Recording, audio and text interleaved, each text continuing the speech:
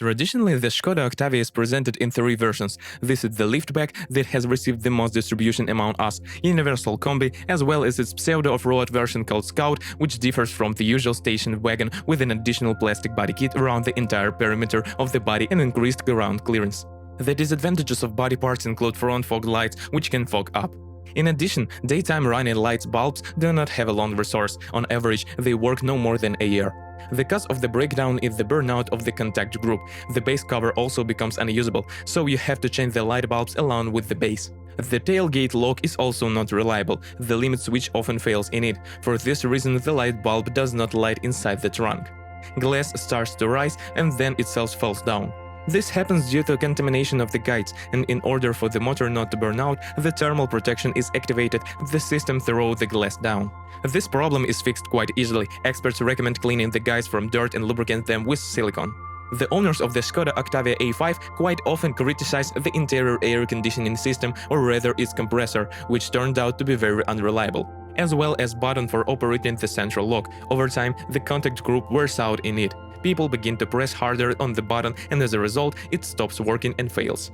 The line of engines intended for the second-generation Skoda Octavia A5 has noticeably updated, especially gasoline engines. In this version, new engine of the TSI family with turbocharging and a direct fuel injection system with a volume of 1.2, 1.4 and 1.8 liters began to be used. The last engine replaced the 2-liter FSI familiar from the pre-styling version, but the first two were intended only in European markets and are rare. The diesel version has a new 1.6-liter engine, but cars with such an engine were not officially delivered to us. The rest of the power units that were installed on this car are well known from the pre-styling version of Octavia. As operating experience has shown, the 1.8-liter TSI engine delivers the most problems. Quite often, owners in their reviews describe the problems of increased oil consumption.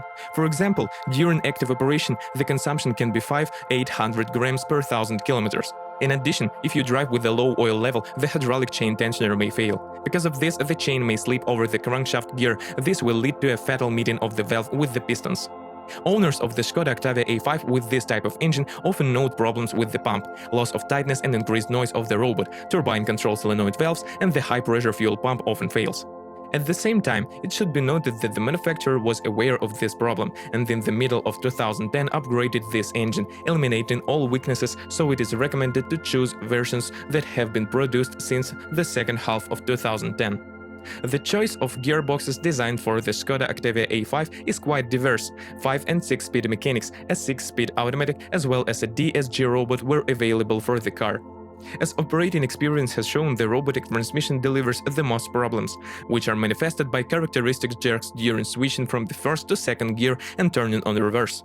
Experienced owners recommend reflashing the electronic control unit. If this procedure does not solve the problem, then you will have to change the faulty mechatronics unit or the worn clutch package. Mechanical and automatic transmissions serve without any complaints. Is it possible to slightly criticize the mechanics that were installed in tandem with diesel engines? With a run of about 150,000 kilometers, a 2-mass flywheel begins to crumble. This malfunction manifests itself with a characteristic crunch and knock during gear changes. Structurally, the suspension of the Škoda Octavia A5 is no different from pre-styling version. A McPherson strut suspension is installed in front and a multi-link rear. Anti-roll bars are installed on both axles. A serviceable suspension will provide this car with a fairly good energy intensity, as well as good stability and handling. The only thing to remember when choosing a charged version of the RS, equipped with sport shock absorbers and low-profile tires, is that such a car will be quite rigid, but at the same time it will have excellent stability and handling. First of all, the rear silent blocks of the front levers fail in the front suspension. This happens at a run of 80,000 kilometers. The stabilizer struts take care of 100,000 kilometers.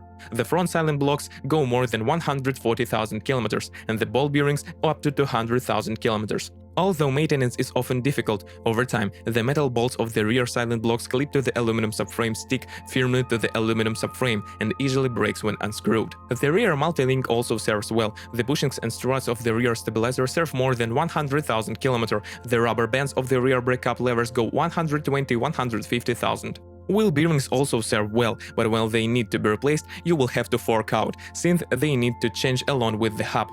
Otherwise, the Škoda Octavia A5 has established itself as a very strong and reliable car.